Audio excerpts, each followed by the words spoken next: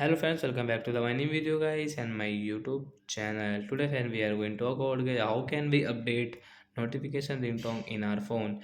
Friends, you want to update your phone notification ringtone, so friend, how can we update today? I will show you in this video guys. So before starting video, when first of all go and subscribe the channel guys, click the bell icon and like the video. So friends, now let's see how can we update notification ringtone.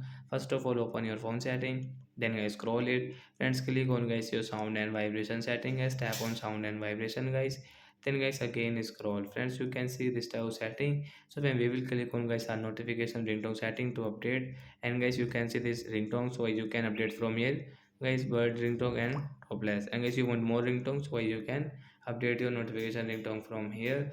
So example for guys, we will click on guys this frog ringtone guys, tap here and guys again tap here.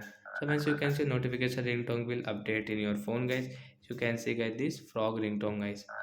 So like that guys, we can update our phone notification ringtone. So that's it guys, thanks for watching the video. I hope friends you have understood how to update notification ringtone. So that's it guys, bye bye friends.